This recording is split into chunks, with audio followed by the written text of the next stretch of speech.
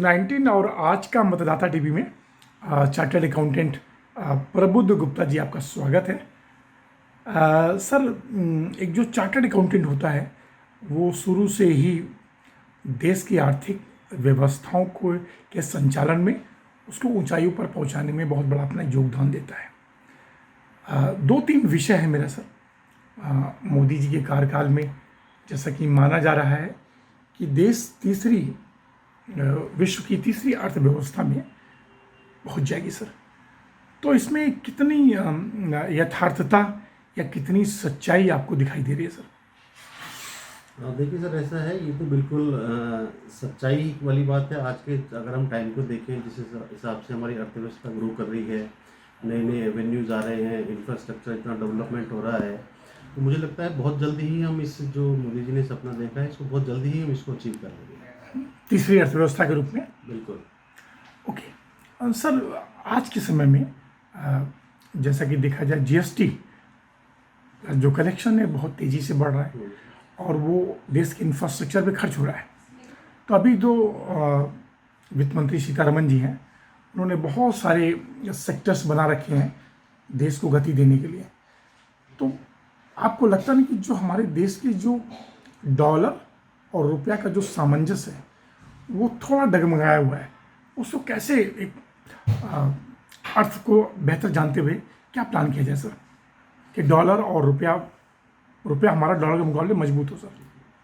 देखिए सर, ऐसा है कि जो अगर आप शुरू से ही देखें तो रुपये और डॉलर में क्या है, कंटिन्यूसली एक गैप चलता रहा है। शुरू से ही रहा है। तो वो भी आज के अगर उस पर परिप्रेक्ष्य में देखें तो वो गैप आज भी मेंटेन्ड है। और वो क्या, लेकिन अगर आप देखें कुछ समय से गैप बहुत तेज़ी से नहीं बढ़ा है।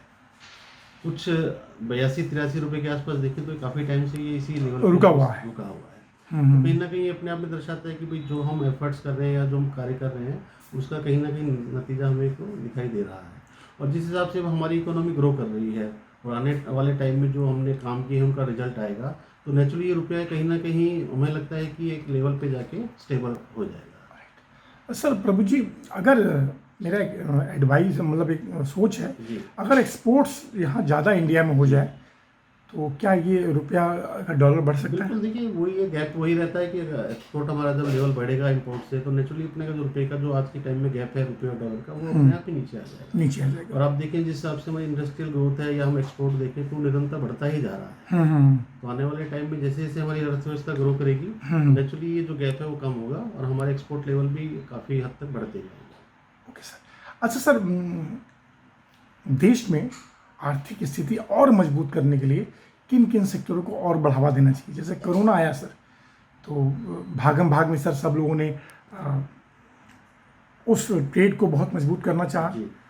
तो कोई भयावह स्थिति न हो तो आपके हिसाब से आकलन क्या है कि वित्त मंत्रालय इन क्षेत्रों को और मजबूत करे?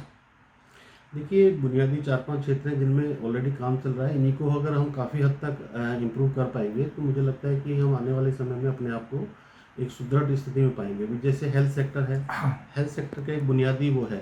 आज की टाइम में हम देखें हेल्थ सेक्टर में ग्रोथ आई है, लेकिन क्या है कि उस लेवल पे भी ग्रोथ नहीं आ पाई है जिस हिसाब से हमारी पॉपुलेशन है। बिल्कुल, डॉक्टर्स की कमी है जी, और हॉस्पिटल्स की कमी है, और बहुत सारी जो मेडिसिन है हम उससे डिपेंडेंट है बाहर।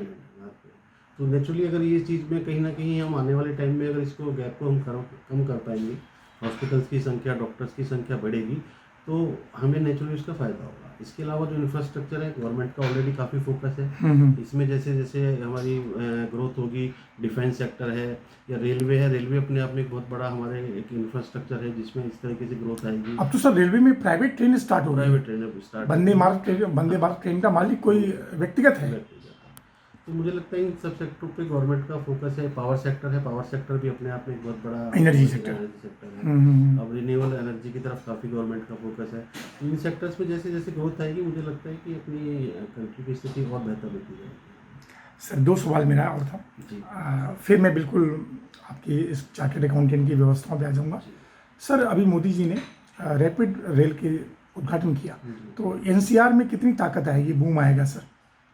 रैपिड रेल तो अभी इंडिया का पहला, अभी गाजियाबाद में स्टार्ट हुआ, देश का पहला। देश का पहला, और हमारे सिटी में स्टार्ट हुआ है, तो इसका बहुत बहुत अच्छा इम्पैक्ट पड़ेगा। और हम्म, देखिए ना, गाजियाबाद, मेरठ, ये ऐसे एरिया, यहाँ से डेली एनसीआर में दिल्ली, गुड़गांव आने जाने वाले लोगों का संख्या बहुत ज़्यादा है। मतलब मेरठ तक पूरा जो है मेरठ पूरा प्रॉपर्टी हुआ या चाहे वहाँ पे इंडस्ट्री हर हुई, सेक्टर में हर ही सेक्टर भी लोगों का आना जाना होगा, इतना अगर इजी हो जाएगा तो एक तरीके से लोकल सिटी की तरह ही हमारा मूवमेंट हो जाएगा। पहले क्या देखिए, इतना समय लगता था आने जाने में, अगर वही हमारा कम हो जाएगा तो दिल्ली मेरठ में कोई फर्क नहीं रह जाएगा।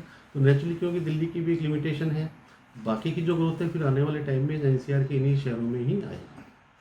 सर एक सवाल मेरा चार्टर्ड अकाउंटेंट के रूप में आपसे था कि सर एक वक्त था, मैं ऑडिट की बात कर रहा हूँ जी। सर, ऑडिट बड़ा महत्वपूर्ण होता है, आपके सिग्नेचर की बहुत वैल्यू होती है सर। जी।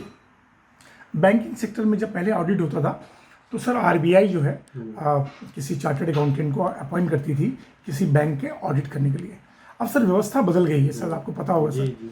अब जो है बैंक का जो सुपीरियर पर्सन होता है वही किसी चार्टर्ड अकाउंटेंट को अपॉइंट करता है। तो पहली वाली व्यवस्था अच्छी थी या ये वाली अच्छी है सर?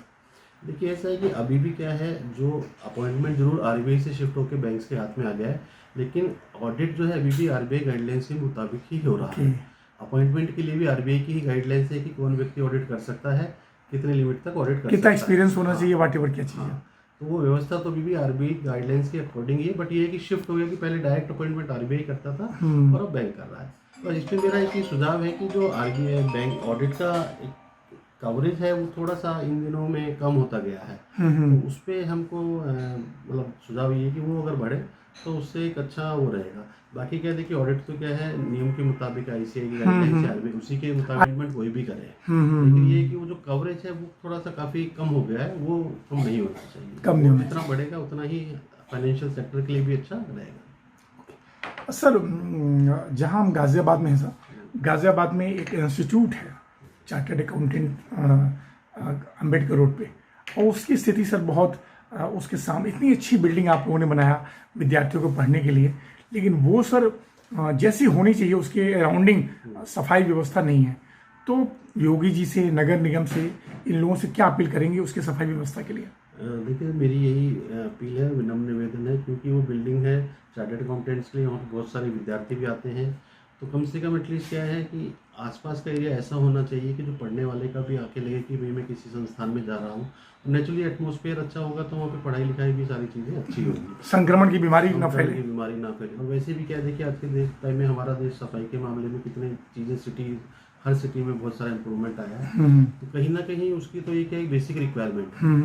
तो मेरा तो ये विनम्र निवेदन है कि भी जितनी जल्दी से जल्दी हो सके वहाँ पे ये सफाई व्यवस्था होनी चाहिए। राइट। अच्छा सर, जीएसटी में अरुण जेटली साहब ने जीएसटी को बहुत बड़ा एक टूल्स दिया पारदर्शिता को लेके, और जिसमें कि कहीं भी करप्शन बहुत चांसेस कम हो जाते हैं। जैसे कि आप देखें फेसलेस व्यवस्था आ गई, जीएसटी में टैक्सेशन की व्यवस्था आ गई। तो सर क्या ट्रिब्यूनल गठन होना चाहिए, अभी तक नहीं हो पाया?